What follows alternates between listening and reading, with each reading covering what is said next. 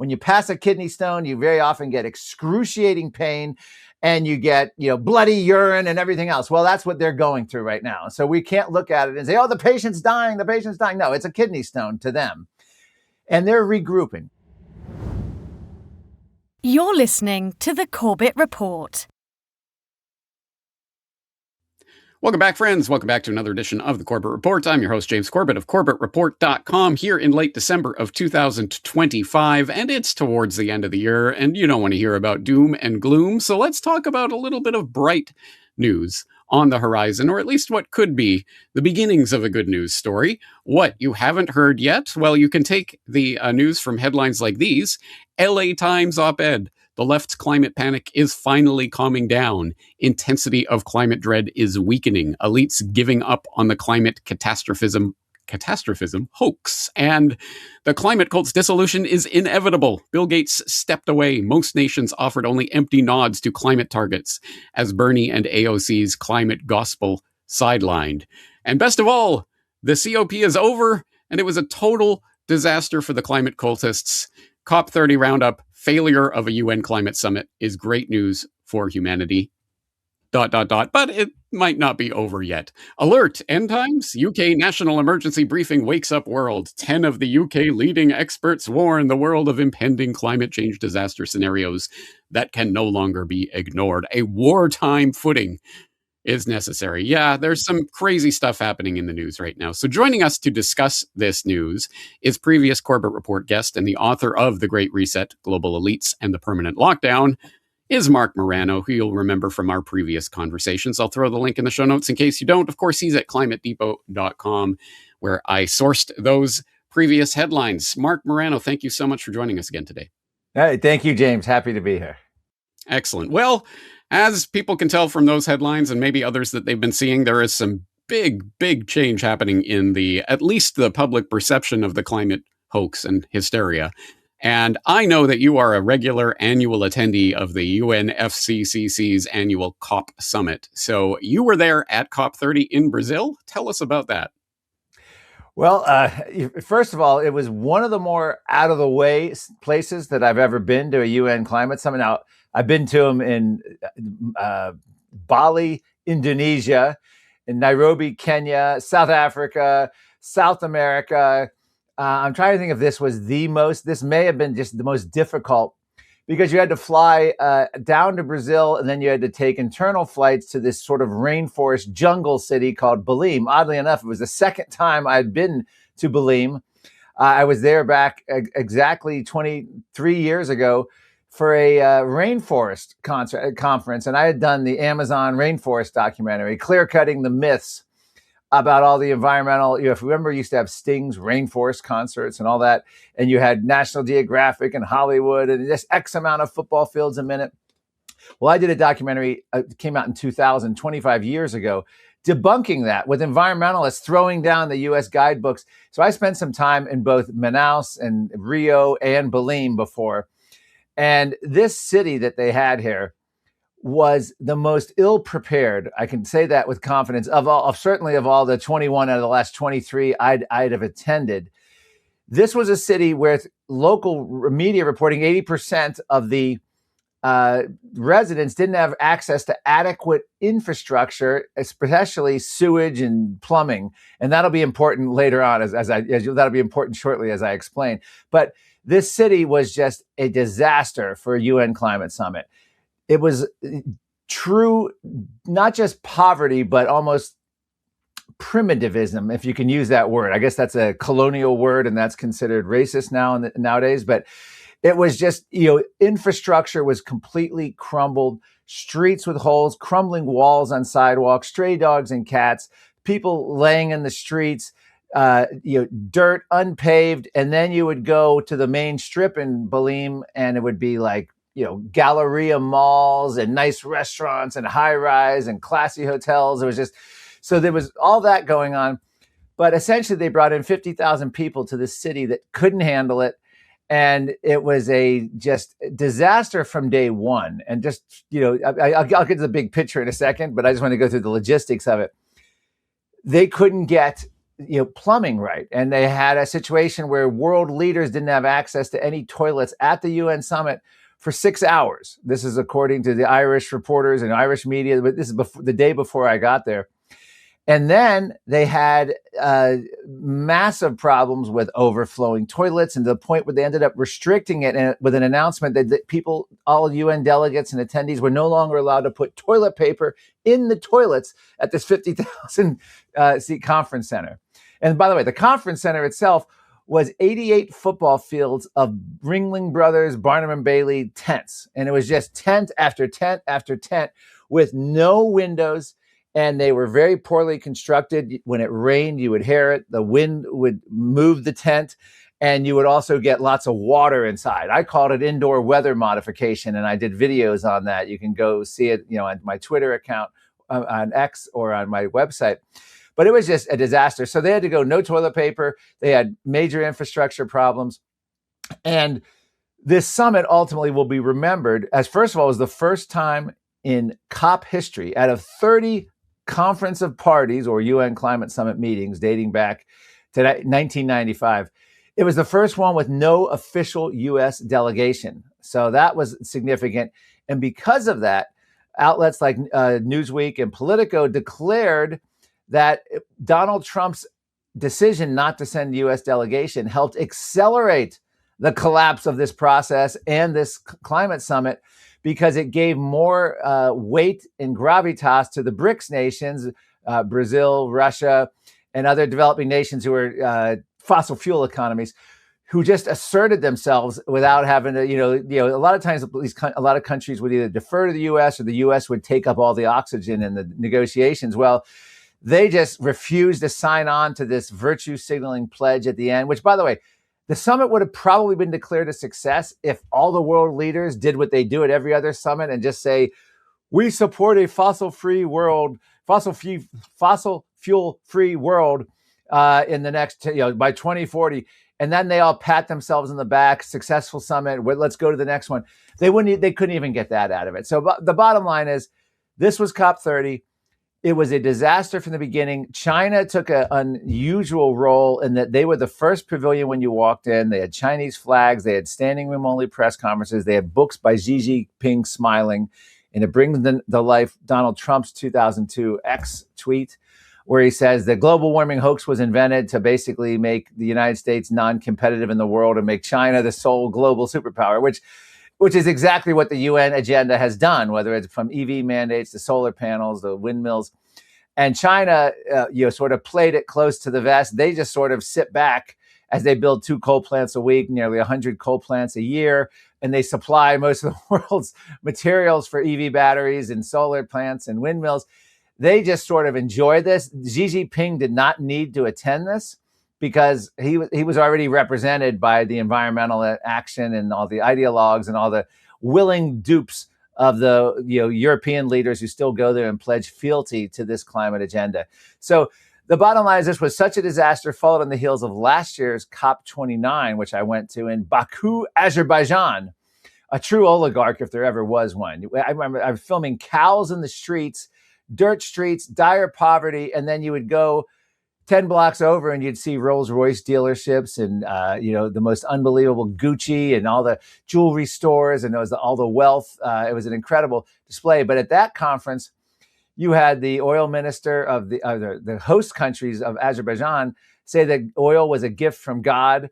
And Al Gore and others got so angry, and that negotiation also broke down, where Al Gore is now pushing, after both COP29 and COP30, to not allow countries who dissent from the UN climate agenda to attend. Now, if they start banning countries, you're going to end up with an even further collapse process. But they're really upset. So to make a long story short, they've had 30 of these summits. Carbon dioxide has continued to go up in the atmosphere for all 30 of these summits.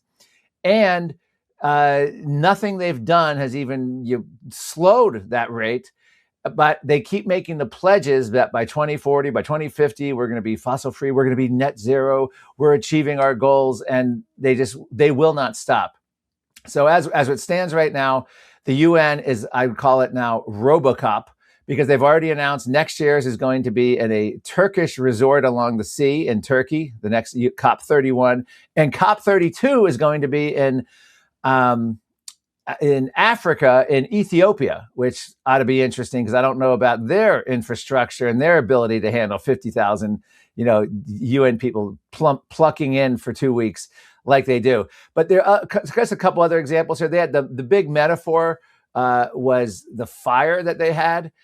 They had a fire, as I mentioned, these were horribly constructed, just temporary tent structure. I don't even know the cause if they figured it out, but a fire broke out in one of the tents, and it literally looked life-threatening. No one actually got killed. Some people had smoke inhalation, but they had to shut down the entire conference for about half a day and clear that out and then close off sections from that. And it just was a PR disaster. It was a substantive disaster. And my favorite quote of the whole conference was Politico quoting a high-level UN officials just saying, I don't even know what the F we're doing here, meaning like, why are we even here? These conferences essentially haven't achieved anything. But even the mainstream media, and you read some of the headlines from the LA Times to Newsweek to Politico to the New York Times, they were all just saying this was, worthless COP.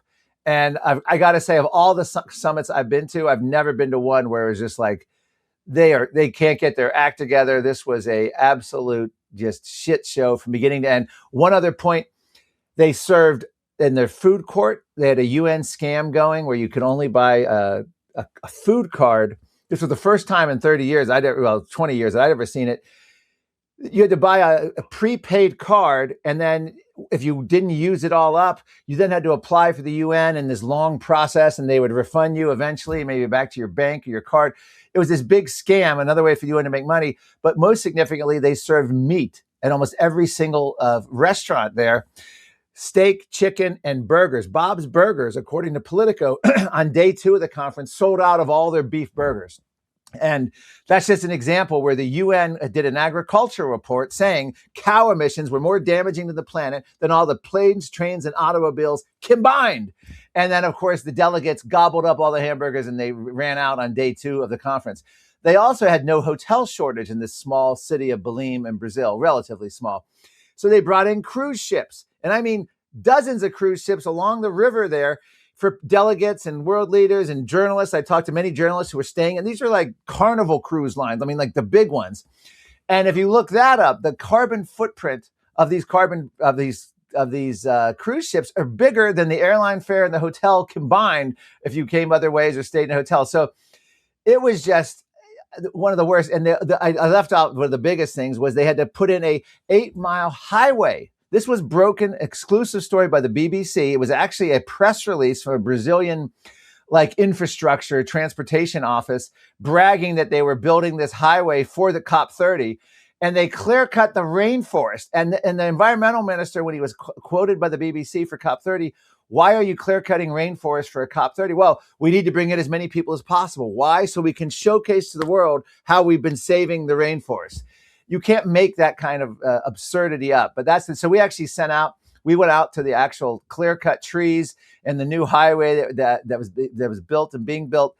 And, this upset a lot of environmentalists. Greenpeace was there talking all about saving the forest. So it embarrassed them so much at this conference that they came up with their new plan to save the rainforest. And you'll love this, James. The plan essentially is the developed world is going to pay poor countries to save their forests. A simpler plan may be just don't clear cut rainforest for worthless UN climate summits. You paint quite the vivid picture there of an absolute disaster from soup to nuts, start to finish. But suffice it to say, I guess Leonardo DiCaprio and Bono and others weren't jet setting in here for their PR campaigns? No, there was not a single. Now that you mention it, I don't believe a single Hollywood celebrity of any kind showed up. Now, previous ones, I interviewed Harrison Ford in Madrid. Greta used to be at all these. By the way, Greta, I in many ways respect her because Scotland 2002, which I can't do the math. I think it was like COP 27 or 28. I don't know. It was a year of interruption with COVID, so they didn't have one, but COVID lockdown. But Greta said she's going to stop going to these. She said the UN, the whole COP climate process was a scam and that it was nothing but greenwashing. And she just said it's a joke. So she stopped going. She turned against the UN, so much so that the year later, when I went to Sharm el Sheikh, England, Egypt, which was on the Red Sea resort, and that conference featured the new Greta, which they basically recruited. Remember, she was like the spokesman for the UN, giving keynotes. Well, then they brought in this young blonde, and she was dubbed Hot Greta because she looked like a model, and she wore skimpy outfits, and she became sort of the climate influencer for the young people. And Greta just disappeared. So Greta is no longer involved. There were no celebrities. Who did show up was Senator Whitehouse of Rhode Island, the Democrat senator. And you know what he spent his time doing? It was amazing. First of all, he bashed Donald Trump, but interestingly enough, he complained that the State Department, for the first time in however many years he's been a senator, didn't pay his way down to the UN climate summit. And he went on and on about how he had to get outside funding and how the State Department wouldn't fund it. And this is outrageous. Basically, like it's an outrageous use of tax dollars that they didn't pay his way. That was funny. And by the way, these aren't cheap. When I was in the U.S. Senate, I traveled to the State Department when I was with the U.S. Senate Environment Public Works. I went to Bali, Indonesia. I went to Kenya. My airline flight, it was business class, which is like equivalent to first class. I had lay down beds, the warm cookies, full meals. I had everything. It was incredible. Loved traveling that way. Be $15,000 plus. I still have the receipts from the State Department just as a Senate staffer for me to go. So you can imagine the bills for U.S. senators. They probably don't go business class. They probably go the extra bump up to first class. So, by Donald Trump saved the U.S. taxpayer probably in the neighborhood of $20,000 by not paying for Senator Whitehouse's trip. I think he's one of the only elected officials that were there from the U.S. Senate or Congress. Gavin Newsom showed up. Now, he was reportedly, according to DC Examiner, flew in on a private jet. I can't imagine any other way he would fly in. By the way, it took me 38 hours, just to give you an idea how difficult this was. 38 hours from Washington, D.C., Washington Dulles, to get finally to my destination in Belém. This was during the big shutdown in Washington, too, so I had to sleep in the airport and fly the next day, and we had delays in the next airport. I mean, it was a mess.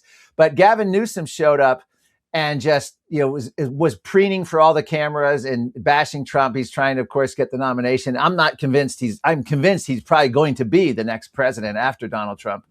He'll probably be elected because we're in a yin-yang situation in American politics. And I think, we'll see where it goes, but he's positioning himself for that. But there was no AOC, no Bernie.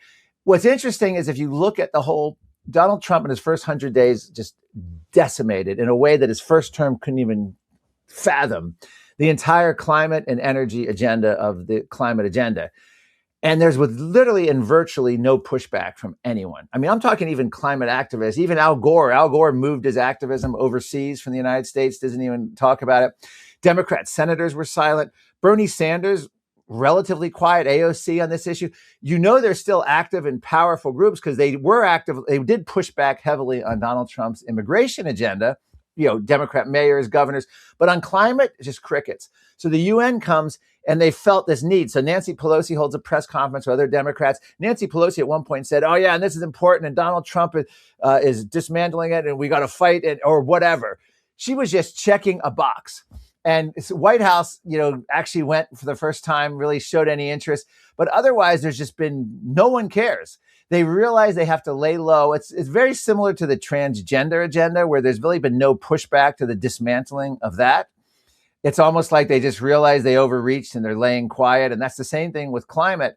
So I don't think it's over. We'll get into the reasons of that separately. But the bottom line is Donald Trump, I have a lot of problems with Trump's presidency, mainly being I don't like the foreign policy. I think it's too neoconservative, number one. Number two, I think he's helping build a surveillance state with Palantir. This was a Bush-Cheney. I don't have to tell you this stuff, but I'm just giving you the bigger picture. Bush-Cheney tried this, was ruled unconstitutional. Even Democrat senators were against it. So then they created Palantir. I think it was 2002, right when the Bush-Cheney stopped after they were trying to create a government surveillance state. So now Palantir has a contract, doesn't have the constitutional restrictions. I'm not big on Trump's AI agenda and the whole idea of, us taxpayers subsidizing Bezos and Gates and all these Soviet-style buildings cropping up everywhere, and now you even have Fox News hosts saying, "Well, you don't even need a Christmas tree. Don't get a real Christmas tree because that data centers are encroaching on Christmas tree farms." Anyway, my point being, I can criticize many aspects of Trump's administration, but on the climate, energy, environment, he's exceeded. I'm in a group of climate activists, climate skeptic activists.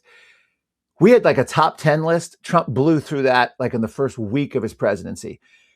He then blew past it to like 70, 80. I mean, items that we didn't even think were worth asking for because they were so far away, he was doing. And so the two things, I know I'm filibustering here, but the two things that are, couple of things that are important. What can Trump do to make it permanent? And is it actually dead? So those are the two things looming large. But I'll answer any other questions you have about COP30 or the state of the climate agenda, if you'd like. Well, I definitely want to get to that because that is obviously an important part of this. But I think what you're gesturing towards is not just the failure of a singular COP conference, whatever. No, This is about a fundamental change in the narrative that's taken place. And I think the way that we can understand that perhaps best is something that happened right before COP30 was that a certain climate activist named Bill Gates came out with a blog post that went viral called 3 Tough Truths About Climate, What I Want Everyone at COP30 to Know, where it seems Mr. Gates has stepped away from, learned Dr. Bill Gates. Oh, wait, he isn't a doctor of anything? Is that honorary? What's he a doctor? Is that exactly. Step back from his climate catastrophism to say, you know what, actually rising temperatures aren't going to kill us all and we should be focusing on human outcomes.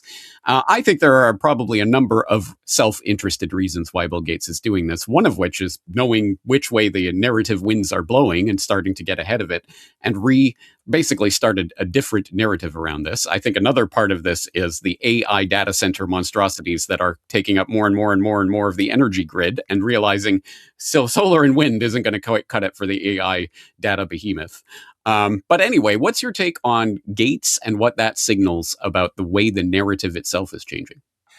Absolutely stunning. I mean, what's interesting about it is Bill Gates could have told you in year 2000, year 2010, 2020, that climate was not a catastrophe and that we should focus on human flourishing was the word he used.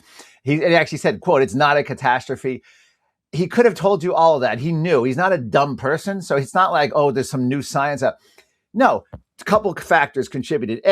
30 years of failure, nothing. It's just all virtue signaling. One of the key things I understand about this, and we'll get to explain Bill Gates, is that this was very easy for both Republicans and Democrats in year 2006 when Al Gore's film came out, 2010 with Obama's cap and trade and all his EPA stuff subsequently. It was very easy through the teens for all the Democrat governors and mayors and all these. I'm going to support net zero, and we're going to do phase out fossil fuels. We're going to do EV, man. Everything just sounded great. Arnold Schwarzenegger was credited in 2005 with the California climate bill as being the savior of the climate. But he did nothing. All he did was commit stuff to regulatory that they wouldn't feel the effects of till many years after he's out of office. Well, what happened was finally all the chickens came home to roost. People were feeling it. You started feeling it, particularly like the gas-powered car ban and the EV mandate. That was going down like a hunk of concrete. No one could swallow that. So that of course was reversed, and it was reversed in actually a very good way, where the Republicans actually voted in Congress to reverse that and make it so it's not just an executive order or an EPA or some administrative action. And what happened was the Ukraine invasion, Russia's invasion of Ukraine, it laid it bare in Europe. So you had Europe widely abandoning net zero now. You had the Green New Deal halted in Europe. The EU elections last year went remarkably toward, climate skeptics and energy realists, people who aren't buying into net zero. The recent German elections were the same way. You had the farmers' rebellion from beginning in the Netherlands, spreading throughout the EU, culminating with them throwing manure on the headquarters of the EU. So people they were feeling it, they were connecting it. It was no longer a cheap virtue signal. So Bill Gates knew that was all coming. And then you have the election of Donald Trump. And one of the key things Donald Trump has done, and Lee Zeldin has done, even more so than Chris Wright, his energy secretary, but Lee Zeldin, the EPA chief, has done. And I didn't like Lee Zeldin I didn't like the idea of him. I didn't know much about him, but I knew he had capitulated to, I think it was Showtime, to climate activists. He had in the past, changed his position as, climate's a problem. But as EPA secretary, He has reframed the entire narrative. He calls it a cult, a scam, and a religion. And he just goes after the media. He is strong, and it's amazing to watch. And he's one of the most consequential members of the Trump cabinet. Maybe next to someone like RFK Jr. I know there's a lot of criticism saying RFK is not going far enough, or he might be controlled opposition, but there's still been significant changes there as well. Those are two cabinet members I think are the most consequential so far, outside of foreign policy. I mean, but anyway, so with Bill Gates is sizing all this up, keep in mind, right before he did this, CNN pollster said that you can go back to the 1980s and Americans' concern over climate change hasn't changed much. After trillions of dollars, all the kids indoctrination of climate fears from kindergarten to college, all the public scares, Al Gore movies, all the media reports, all the linking every bad weather event. CNN pollster said there was no change in concern since the 1980s. And that's the key metric. Everyone's like, do you believe in global warming? Has the earth warmed? Do you believe? Meaningless. Are you afraid of it? Are you concerned? That's the number. And that really is, we're back to record low numbers that we were at before they even started the campaign. So Bill Gates is not a dumb man. Two reasons he did this. One of them, of course, was the election of Donald Trump and the reframing of the narrative. And Bill Gates is trying to suck up to power. And that's what he does. That's what pretty much all billionaires do, is suck up to power. And one of the things that Bill Gates recognizes is the other thing he mentions is the AI. Bill Gates is so terrified of lack of energy. And he's not he's a guy that can look at energy. He's trying to lease 3 Mile Island. Mark Zuckerberg is trying to, both of them are either trying to lease or buy nuclear power plants just to power their AI ambitions. Larry Fink of BlackRock actually came out and said that solar and wind cannot even come close to powering. This was like last year, April of 2024, can't come close to powering AI. This is the guy who's now the operational head, the co-operational head after Klaus Schwab of the World Economic Forum. Larry Fink admitted this. So there's no way they can spin, virtue signal, lie, or come up with any modeling speculation about this. So Bill Gates, by saying this, particularly right before the conference, was a game changer. They went into this conference deflated. In fact, one of the only things of substance that Al Gore did was he attacked Bill Gates. I never thought in my life I would see Al Gore attacking Bill Gates. He said that Bill Gates, this is at COP30, Al Gore said Bill Gates was being bullied by Donald Trump and that he was essentially caving in and being, quote, silly. That was the phrase he used, silly, that Gates's comments on climate were silly. And that is a game changer. I never thought I would see it. What's next? Is Bloomberg or George Soros going to recant next? I don't know, but it's an amazing thing to watch, and never have we seen it this low. And I'm not even mentioning all the other aspects of this. The net zero bank collapsing, all of the whole ESG collapsing, all these, climate pledges right before the summit. I think there was like over 80 nations didn't even bother to submit their climate pledges, which is sort of customary right before the UN conference. The whole UN Paris Agreement is in tatters.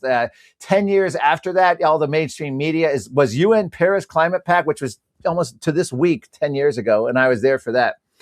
In Paris, she had wanted pictures of my face up, wanted for being a criminal de climate criminal, because we premiered our film Climate Hustle during the conference at a historic theater. We were shut down by the protesters. We had to have police come and have a police escort. And, we did a whole red carpet walk.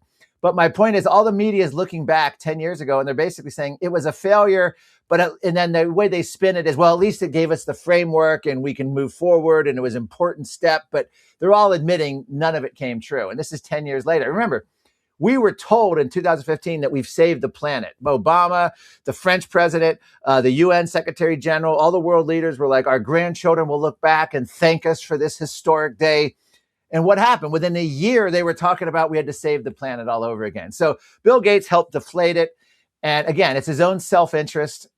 He wants those AI. He wants our own, and this is viscerally opposed to this, our own Pentagon and I guess its energy department is giving out $100 million contracts to big tech firms to build and subsidize these AI data plants. We're also doing the Republican version of the Green New Deal, if you want to say that.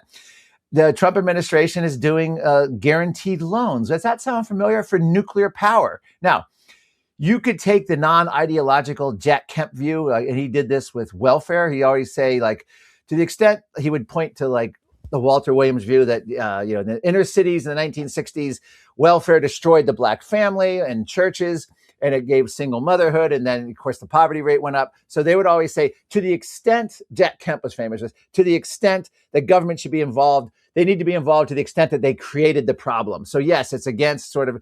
And that's what I think the Trump administration is saying now with these loan guarantees to nuclear industry, which a lot, again, we're dealing with who has the best lobbyists, who has the best connections, so they're going to be giving out, unsecured, guaranteed taxpayer loans to nuclear facilities on a limited basis. They're claiming only 10. If this was a Democrat president doing this with solar or wind, you can imagine all the free market and conservatives howling, but there's not a peep out of it now. I'm just telling you, that's some of the interesting things happening on the sideline there. Yeah, well, as we have alluded to, I think, a couple of times in this conversation, it ain't over yet. We are not out of the woods on this climate agenda and the trillions of dollars of sunk costs that have been put into this scare over the decades. And one example of that, I mentioned off the top, the UK National Emergency Briefing that's waking up the world. We have to start a wartime footing. They're not giving up on this scam that easily. So first of all, how are they going to continue to press it, and how best can we counteract that?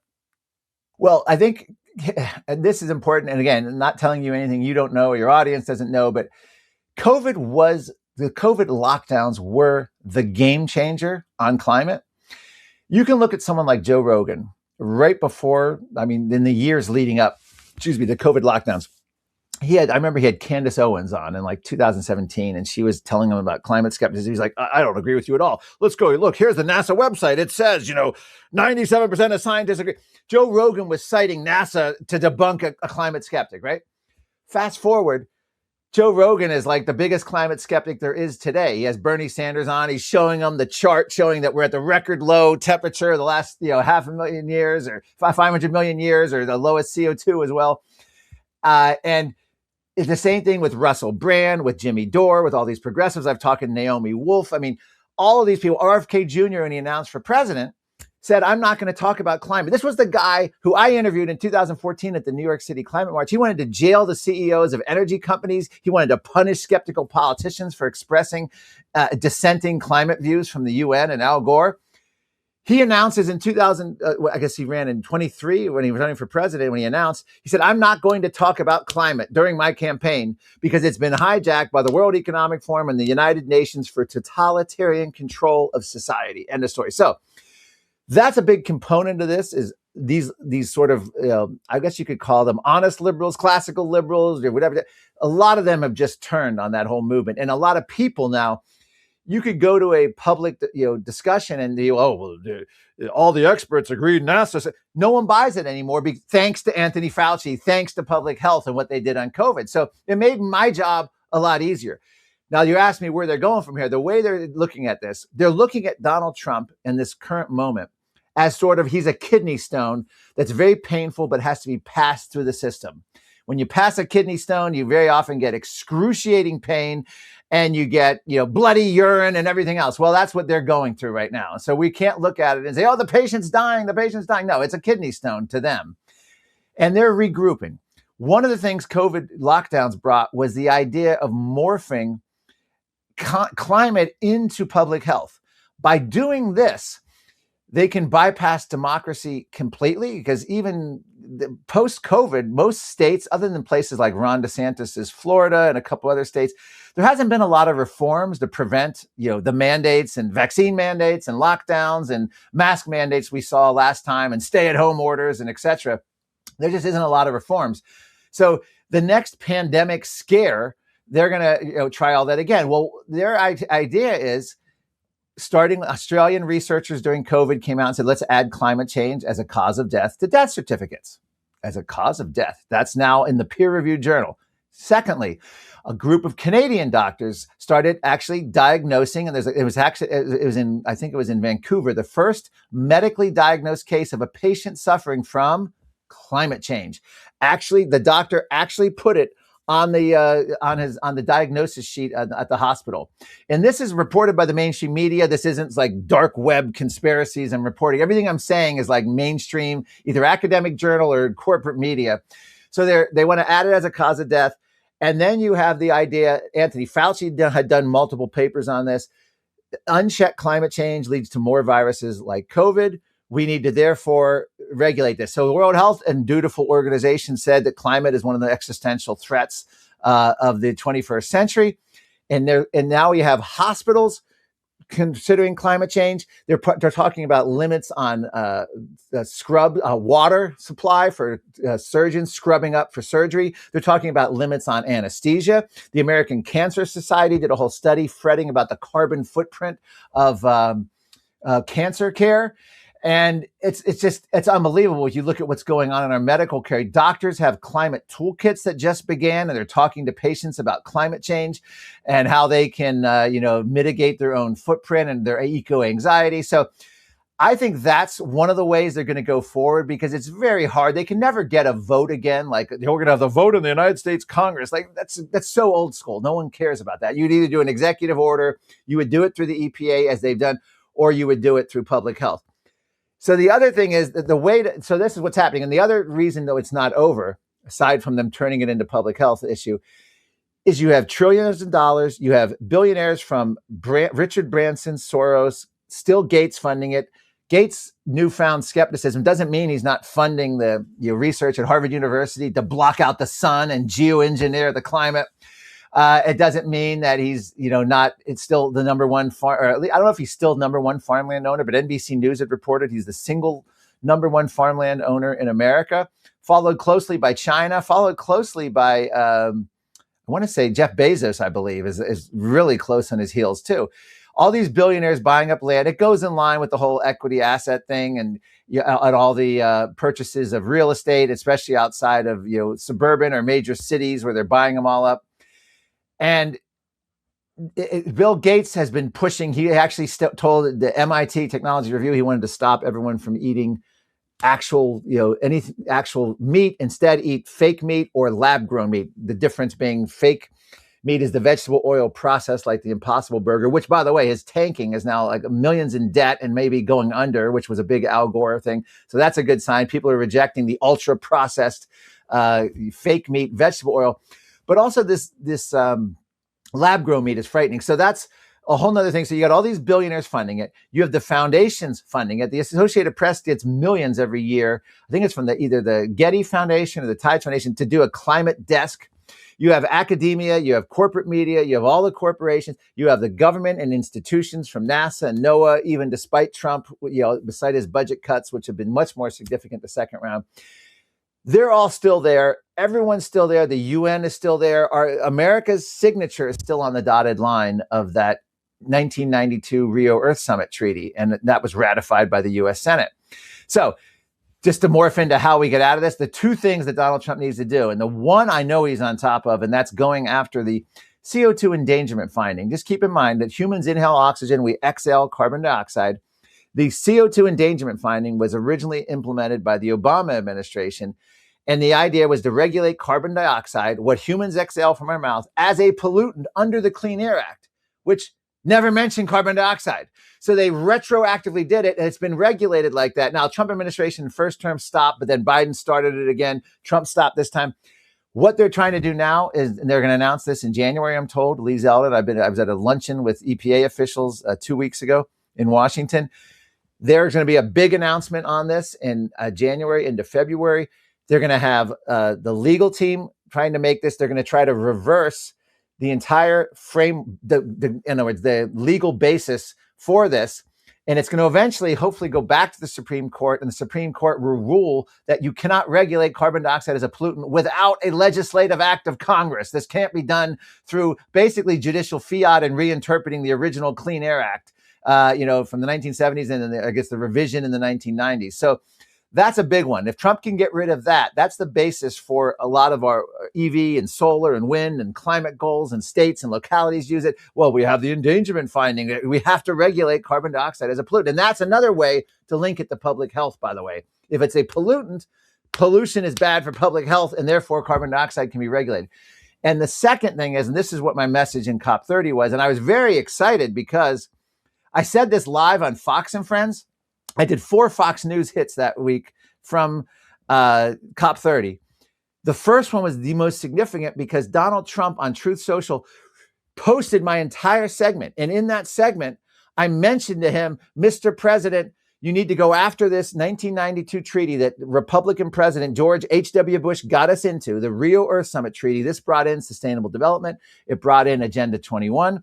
It brought in the UN climate process, which then later led to the UN Paris Agreement. It brought in net zero. Everything began. We need to vacate that treaty. And I quote in my report, you have not only mainstream media, but legal experts basically saying, if a president vacates a treaty like that, it's going to take a new signing of the treaty and potentially, depending on legal interpretations, and these are like economists, you can get a bunch of different opinions, but it looks very likely, and the environmental left and climate activists are worried and the mainstream media is worried, so that's a good sign. You would have to get it re-ratified by the Senate, which I think in today's environment would be virtually impossible. So I said to him in my best Ronald Reagan voice, Mr. President, tear up this treaty from 1992. And he actually posted it. So I'm hoping this message, because there's been a couple officials early on that alluded to it, but there doesn't seem to be any movement. He needs to get on this immediately because there's going to be, we need to get started with a legal challenge and we need to make this stick because yin yang, Obama, Trump, Biden, Trump, back and forth with climate and energy policy is not good for anyone. And those two things, vacating the UN the UN Rio Earth Summit Treaty from 1992 and abolishing the CO2 endangerment finding where governments can regulate carbon dioxide as a pollutant without an act of Congress based on a Supreme Court interpretation that, we can just say, oh, CO2 is a pollutant. That is what if we can do those two steps, there can be a certain level of permanence to help us against a future president, AOC, or Gavin Newsom. And I will bet you, I feel very strongly that Gavin Newsom will be either the next president or a president within 8 years. I mean, I just don't think America had a huge realignment that everyone thinks of. I think Donald Trump has, because of his personality and because of maybe some overreach and because of his non-populist agenda, has damaged his brand enough that he's going to be, he only has maybe like 6 more months before the midterm campaigning kicks in. And then, of course, you're going to have, I think, a Democrat win in the midterms. And then Trump's going to be, pretty much stymied from any more congressional action. So now is the time. And I really think they need to do those two things to make this semi-permanent. Because the first term, with Trump's first term, as great as it was, nothing compared to what he did this time, was undone within like 2 months of Biden being president. That's how quickly you can undo that stuff. And they reverse course on all the policies. Mark, it's so gratifying to see that I think we have independently come to the exact same conclusions on all of this. For people who want more on that 1992 Rio Earth Summit and its centrality to this issue, they can see my How and Why Big Oil Conquered the World documentary, where I talk about Morris Strong and the UNEP and how that played such an important building block in the narrative that we are currently seeing deconstructed or reconstructed before our very eyes. Secondarily, the health issue. I've been ringing the bell about this for a few years now. The key words, One Health, is the new agenda that they're trying to push. Yes. And that's the key words they're using at the WHO and the UN to try to bring all of this under one big umbrella that they can regulate everything in the world, including you and everything you supposedly own and all the rest. So I think, those are two incredibly important parts of this. And yes, Mr. President, if you're watching the Corbett Report, rip up that treaty. Excellent. And I think I'd have other things to say to the president besides. But besides that, first of all, just to the climate skeptics out there who have held their ground for all these decades, give yourselves a big pat on the back. And yes, thankfully, we are starting to see the public waking up to the hoax and seeing through what has really happened here. But it ain't over yet, and there's more to come. So I know that I will be keeping an eye on it through outlets like, of course, Climate Depot. It's such a valuable resource for that. Why don't you tell people a little bit about the work that you do and how people can stay tuned to the latest developments? Yeah, my website's climatedepot.com. I'm on X, at Climate Depot. And I cover this daily, and I'm going to be meeting with the Trump administration again in January, and I'll be give updates. I'm also going for a week, the third week in January. I'm going to Davos to the World Economic Forum, uncredentialed. I'll try to get a credential. I don't think it's going to be possible, but I'm going either way. We're doing an alternative climate Great Reset event at that, and I believe Donald Trump will be attending as well. Not ours, but I mean in Davos. But we're going to have an alternative event right outside of Davos, and I will be running around the streets seeing who I can get in Davos. They may be shutting down any non-friendly reporters, but we'll see. And I think, we go forward on this. I'll be covering all this at Climate Depot. So thank you so much, James, for the time and opportunity to talk to you and your audience. Well, thank you for the updates, and thank you for a little good news cheer towards the end of the year here. Yes. I do appreciate it. Marc, let's not leave it so long till the next time. Thanks for coming on. Thank you, James. Appreciate it. Computer whiz kid. Part of your genius is that you are a computer whiz. Cutthroat businessman. The US Justice Department contended that the software giant had breached antitrust laws. Selfless philanthropist. Bill, even your harshest critic would have to admit that your philanthropy work is planet-shaking, incredible. Ruthless eugenicist. But that's called the death panel, and you're not supposed to have that discussion. As more and more of our world is coming to rely on Bill Gates for his guidance, one of the best informed voices is that of businessman and philanthropist Bill Gates. it is time to ask what really lies behind Gates's quest for control. Things won't go back to truly normal until we have a vaccine that we've gotten out to basically the entire world. It is time to ask, who is Bill Gates? Watch the complete documentary for free at corbettreport.com/Gates, or support the work and purchase a DVD copy at corbettreport.com/shop.